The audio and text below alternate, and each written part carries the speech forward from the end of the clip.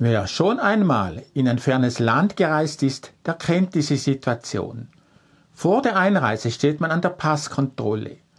Man wird gemustert. Es wird geprüft, ob alle für die Einreise vorgeschriebenen Dokumente vorhanden sind. Man muss Fragen beantworten. Sie wollen wissen, woher man kommt, was man in dem Land machen will, was man in dem Gepäck mitbringt. Die ganze Prozedur ist unangenehm, aber man kann sich darüber nicht beschweren, denn die Regeln werden hier vom Einwanderungsland gemacht. Erst wenn alles geklärt ist, erhält man Zugang zum Reiseziel. Nun müssen wir uns bewusst sein, dass auch wir eines Tages in ein fremdes Land einreisen werden, nämlich dann, wenn wir nach unserem Sterben im Jenseits ankommen. Dann werden auch wir als Neuankömmlinge betrachtet. Und jene, die uns in Empfang nehmen, werden sich die Frage stellen, was bringt dieser neue Einwanderer denn überhaupt mit? Dabei geht es nicht um materielle Dinge, sondern man richtet den Blick auf sein Leben, das er gelebt, und seine Gesinnung, die er dabei gezeigt hat. Man wird erkennen, ob er an Gott und an ein Leben nach dem Tode geglaubt hat. Man wird sehen, ob er mit anderen Menschen wohlwollend umgegangen ist oder ob er nur auf seinen eigenen Vorteil bedacht war. Man wird sich fragen, ob dieser denn auch willens sein wird, sich in sein neues Umfeld zu integrieren.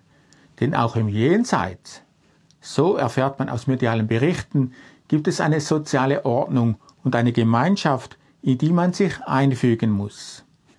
Die in der Videobeschreibung verlinkte Tonaufnahme berichtet von einem Mann, der nach seinem Sterben in der jenseitigen Welt angekommen war. Er hatte mit seiner Ehefrau vereinbart, dass derjenige, der zuerst sterben würde, dem hinterbliebenen Partner ein Zeichen übermitteln soll. Das wäre dann ein Beweis dafür, dass es ein Weiterleben nach dem Tode gibt. Man besprach vorher im Detail, welche Zeichen man dann machen könnte. Man glaubte zwar nicht so recht daran, dass es ein Weiterleben geben könnte, aber für den Fall, dass es doch weitergehen sollte, wäre das dann eine Bestätigung. So wurde der Verstorbene zuerst von seinen Eltern begrüßt und danach von höheren Geistwesen in Empfang genommen. Da wusste man schon Bescheid, wer da kommt und wie dieser sein irdisches Leben gelebt hatte. Ob es diesem Mann nun gelungen ist, seiner hinterbliebenen Partnerin diese verabredeten Zeichen zu übermitteln, wird in der medial übermittelten Botschaft erzählt. Noch ein Wort zu medialen Mitteilungen. Die jenseitige Welt ist uns immer viel näher, als wir denken. Aber unser materieller Körper ist wie eine Mauer, die uns von der geistigen Umgebung abschirmt.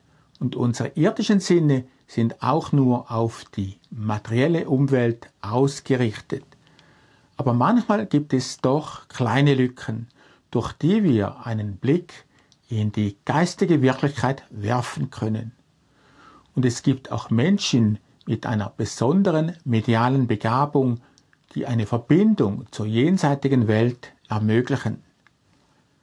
Der vorgängig erwähnte Erfahrungsbericht wurde von dem bekannten Schweizer Medium Beatrice Brunner am 6. Juni 1973 in Tieftrance übermittelt und auf Tonband aufgenommen.